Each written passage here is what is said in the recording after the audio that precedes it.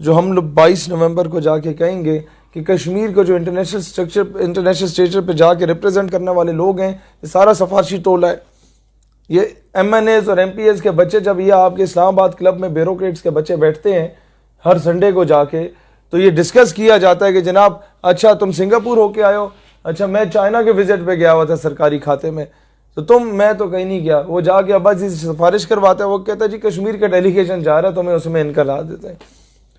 अब वहां से इंडिया का भी डेलीगेशन जाता है, पाकिस्तान का भी डेलीगेशन जाता है, और दोनों ने जाके वहां पर सबूत के साथ बताना होता है कि कश्मीर किसका है और कश्मीर पर जुल्म हो रहा है या क्या हो रहा है। जो इंडिया का बंदा आता है वो तो कहता है जनाब according to the constitution of फलाना, आर्टिकल नंबर फलाना, शेख नंबर फलाना, कश्मीर हमारा, और ये जो पाकिस्तान का पास कश्मीर है ये भी हमारा। इंडिया तो इस तरह से क्लेम कर देता है, और उसने सैकड़ों वो किए हुए हैं, थीसिस रिपोर्ट्स बनाई हुई हैं, PhD किए हुए हैं इस पे। हमारा जो जाता है बंदा, वो उल्लू का पट्टा रात को शराब कबाब की महफिल में बैठा हुआ होता है, वो औरतों के साथ एंजॉय कर रहा होता है, वो बार्स में बैठा हुआ होता है, क्योंकि सफारशी टोला होता है ना। सुबह जब जाके उसने कश्मीर का केस लड़ना होता है तो कहते हो जी उत्थे बड़ा जुल्म हो रहा है, तो वो कहता है भाईजान जुल्म हो रहा है या नहीं हो रहा हमें बताएं, कश्मीर है किसका? ओ जी होते अड्डा है, कोई सबूत नहीं? सबूत नहीं, केड़ी गल है जनाब, उत्थे अड्डा है ना जी।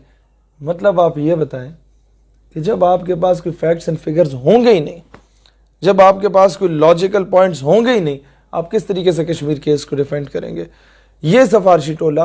फिर अक़वाम मुत्तहिदा में ऐसे ढगे आपने बिठाए हुए हैं जो किसी और मुल्क की तस्वीर दिखा के आपको कहते हैं देखे कश्मीर में हो रहा है, और इंडिया एक एक महीना हमारा मजाक उड़ा रहा होता है। हम लोग जीती हुई जंगे जाके मेज पे हार आते हैं।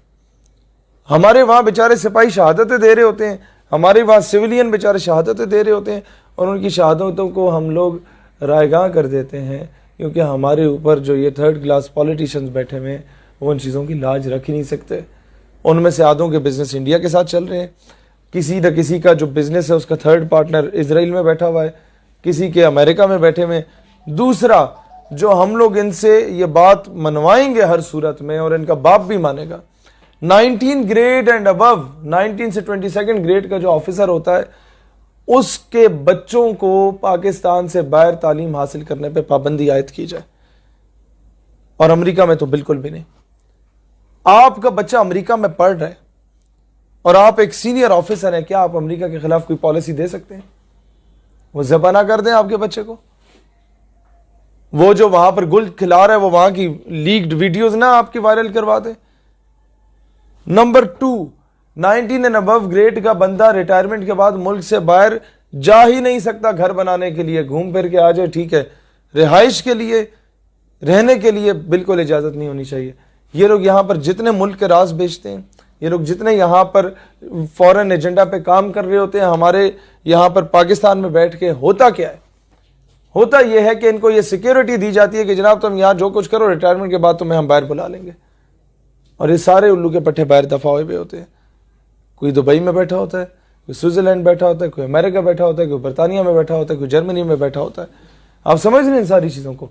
इन चीज़ों को अगर रुकवा दिया गया और अवामी प्रेशर इस तरफ लाया गया, मसला यह है कि हम लोग आज तक सिर्फ नारे लगाते रहे बिजली पानी गैस के, हम लोगों ने सिस्टम पे काम नहीं किया। ये चीज़ आप इंप्लीमेंट करा दे, पाकिस्तान से गद्दारियाँ खत्म हो जाएंगी, पाकिस्तान के अंदर से वो कुर्दोगलों का फैक्ट्री खत्म हो जाएगा, पाकिस्तान के अंदर से वो सादुद्दीन कोबेक वाला फैक्ट्री खत्म हो जाएगा। आप ये चीज़ इंप्लीमेंट करवा दें। डॉक्टर आफिया सिद्दीकी वापस क्यों नहीं आ रही, आप इन पे प्रेशर इम्पोज करें कि हम जानते हैं कि गवर्नमेंट जानबूझ के वापस नहीं लाना चाहती। 16 वज़रा 21 में से इमरान खान के वो हैं जो मुशर्रफ के टेन्योर में इमरान खान के साथ थे।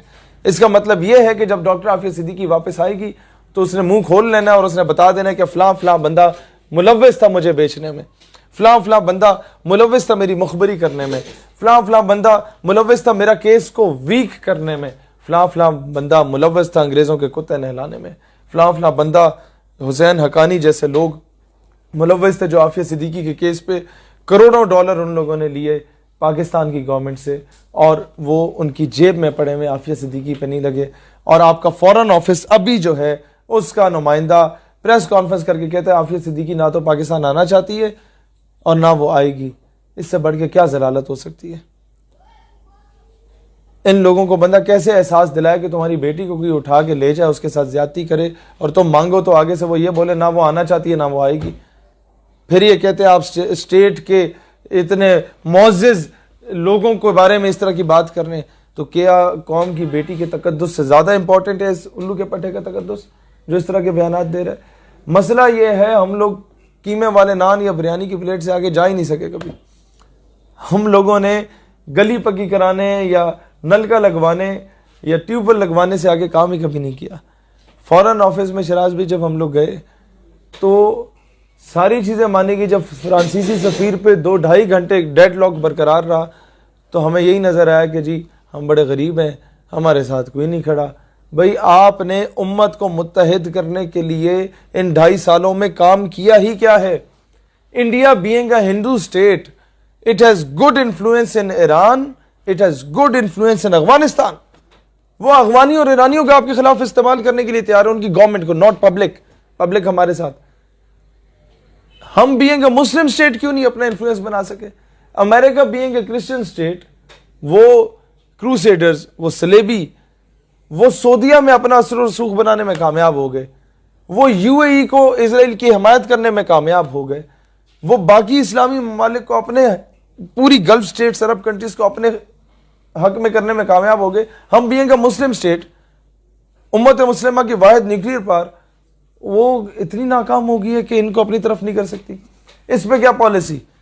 खान साहब का जो 300 कनाल का बनी गाला का प्लाट है उसको बेच के 5 स्टार सतह की एक यूनिवर्सिटी बनवाई जाए जहां पर अरब शेखों के बच्चों को बुला के इधर पढ़ाया जाए, उन्हें उनकी फैसिलिटी दें, उन्हें प्रोटोकॉल की गाड़ियां दें, उन्हें सिक्योरिटियां दें, उन्हें जनाब ईरान के ये जितने वहां के सुप्रीम लीडर्स हैं उनके बच्चों को पढ़ाया जाए, अफगानियों के बच्चों को, जो इनकी ब्यूरोक्रेसी है, इनकी जो मिनिस्टर्स हैं, इनके बच्चों को यहां पढ़ाया जाए। इंडिया यही काम कर रहा है और अमेरिका ये काम कर रहा है। इंडिया ईरान और अफगानिस्तान के बच्चों को पढ़ा रहा है और पाकिस्तान के मुखालिफ बना रहा है। अमेरिका इन अरब ममालिक के शेखों के बच्चों को पढ़ा रहा है और इस्लाम बेजार बना रहा है। हम लोग क्या इनके बच्चों को बुला के किसी बहाने पढ़ा के इनके अंदर वो इश्क मुस्तफ़ा की शमा दोबारा फरोजा नहीं कर सकते? हम क्या इनके बच्चों को यहाँ मुफ्त में स्कॉलरशिप पे पढ़ा के क्या उम्मत की नुमाइंदगी के लिए वो तड़प, वो इश्क, वो हुर्रियत का जज्बा इनके अंदर नहीं इनकलकेट कर सकते? हम कर सकते, हम करना नहीं चाहते। नवाज शरीफ का बिजनेस इंडिया के साथ है, वो इंडिया के खिलाफ क्यों बात करेगा? इमरान खान के बच्चे बाहर हैं, वो उनके खिलाफ बात क्यों करेगा? जरदारी का बिजनेस बाहर है, वो उनके खिलाफ बात क्यों करेगा? आप समझ रहे हैं इन चीजों? फॉरेन ऑफिस उम्मत मुस्लिमा की नुमाइंदगी करते हुए जिस दिन फ्रांस का मामला बना था, अगले दिन ही डिले की लोहा गर्म था ना, जिस तरह मोल्ड कर दो वो हो जाता। फौरन फ्रांसीसी सफीर को अगर हुकूमत भेज देती, इमरान खान का ग्राफ तैयब अर्दगान से ऊपर होता। लेकिन इन लोगों को ये शायद तौफीक नहीं हुई, बुज़दिल हैं, बेगैरत हो चुके हैं। ये अगर ये काम कर लेते, उम्मत का हर फर्द, अरब कंट्रीज का जो इश्क रखने वाला नौजवान है ना, या एक आम आदमी है, वो अपने सारे बैंक अकाउंट से पैसा निकाल के पाकिस्तान भेजने को तैयार होता कि तुम्हारा अगर माशी तौर पे कोई लॉस हुआ तो हम पूरा करने को तैयार है। लोग हैं इस तरह के। कुवैत वालों ने नहीं सारा सामान फेंक दिया अपनी दुकानों से निकाल के। कुवैत के, कतर के लोग ठीक ठाक अमीर हैं, वो आपको देने को तैयार होते। और फिर हर मुसलमान अपने हाकिम वक्त का गिरबान पकड़ता कि यार जब पाकिस्तान कर सकता है तो तुम क्यों नहीं कर रहे? पाकिस्तान एक गरीब मुल्क होते हुए कर सकते तो तुम क्यों नहीं कर रहे? लेकिन उस वक्त ये मौका था कि हम लोग बहुत कुछ कर सकते थे, लेकिन इन बुज़दिलों के शायद इन्हें वो तौफीक नहीं थी। और अब ये हमारे सामने रो रहे हैं, हमारा ये नुकसान हो सकता है, हमारा वो नुकसान हो सकता है। भाई इससे बढ़ के क्या नुकसान है कि हजूर अलैहिस्सलाम की शान में तौहीन हुई है और सरकारी सतह पे हुई है। पहले तो एक दो बदबख्त टाइप के लोग करते थे, अब तो ऐसे हरामजादे पैदा हो गए कि सरकारी सतह पे कर रहे हैं। No one is there to stop them. और आपका वजीर आजम इतना बुज़दिल हो चुका है कि वो बोस्निया के हेड ऑफ स्टेट्स को बुला के यहाँ पर प्रेस कॉन्फ्रेंस में कहता है कि हम दोनों जो हैं मजम्मत करते हैं जो मुसलमानों ने वहां कत्ल किया। आपको तो ये स्टेटमेंट देनी चाहिए थी कि भाई कोलैटरल डैमेज में जिस तरह अफगानिस्तान और वजीरिस्तान में अमेरिका कहता है कि आम आदमी भी बेचारा मर जाता है, तो ठीक है ना, आम आदमी भी बेचारा मर गया, बीच में अगर कोई गुस्ताख नहीं था वो भी मर गया, तो खैर है, कोलैटरल डैमेज ना करते हरामज़द की। ये तो कुछ भी नहीं है, 2-4 बंदे मरे, यहां तो हजारों लाखों लोग शहीद हुए बेचारे। और अमेरिका कहता खैर है जी, वो एक दहशतगर्द हमने ढूंढना था, उस मद में सारे मार दिए। दहशतगर्द इन्हें इराक में नहीं मिला, इराक तबाह करके ईरान का रुख कर दिया, वहाँ नहीं मिला, वो तबाह करके सीरिया का रुख कर दिया, वहाँ नहीं मिला, लेबनान का रुख कर दिया, वहाँ नहीं मिला। असल में इन्होंने ऑयल रिजर्व्स पे कब्जा करना था, वो ये कर चुके। इन्होंने कोल रिजर्व्स पे कब्जा करना था, वो ये कर चुके। पूरी दुनिया की मईशत, इस्लामी ममालिक की मईशत को निचोड़ के खा चुके हैं ये लोग, और हम लोग आज भी इनकी गुलामी पे डटे हुए हैं। हम लोग अमेरिका को गालियाँ ज़रूर देते हैं, लेकिन अमेरिका की गुलामी से निजात हासिल करने के लिए अमली तौर पे हमारी गवर्नमेंट कोई किरदार अदा नहीं कर रही। इस गुलामी से आज़ादी के लिए सबसे पहला तरीका यही है, फ़ॉरेन पॉलिसी मजबूत हो। आप अमेरिका को, भारत को अगर कहते हैं कि फ़ॉरेन पॉलिसी अच्छी होती है, हम जंग नहीं करना चाहते, भाई बनाओ ना, बाप तो ना बनाओ। There is hell lot of difference between भाई एंड बाप। बराबरी की सतह पे बैठ के आंखों में आंखें डाल के बात करना सीखो। ये क्या बात हुई कि कमियों की तरह हम लोग बोलेंगे जनाब अमेरिका की असेंबली में कश्मीर का मामला आ चुका है, अमेरिका को हमने बाप बनाया, हमारी तरह का एक मुल्क है, बस ठीक है। वो is America to sort out Kashmir issue, ये हमारा इशू है, हमने सॉल्व करना है। अपने हिस्से की जंग हमने खुद लड़नी है। एक बंदा रोजाना, तो एक दिन आप उसके दरवाजा खटखटाएंगे, वो आपको 10 रुपए देगा, दूसरे दिन खटखटाएंगे, तीसरे दिन वो भी शक्ल बनाएगा। अपने हिस्से की जंग भी खुद लड़नी पड़ती है। और आप अल्लाह को डिनाई करके ये कह रहे हैं कि जी ये यहूद नसारा हमारी मदद करेंगे आके बुत परस्तों के मुकाबले में, सवाल ही पैदा नहीं होता। ना ही इन मंगोलों ने मदद करनी है, मैं इनडायरेक्टली बता रहा हूँ, ना ही यहूद नसारा ने करनी है। आप लोगों ने अपनी फोर्स खुद बनानी है, आप लोगों ने अपनी स्ट्रांग लॉबी खुद बनानी है। और ये सबसे बेहतर तरीका आपके पास सोशल मीडिया का है। गवर्नमेंट करे ना करे, जो उसका काम है, गवर्नमेंट को मजबूर हमने करना है। सोशल मीडिया टूल नहीं है, ये वेपन है, हथियार है। पूरी दुनिया के मुसलमानों से राब्ता इस्तवार करें।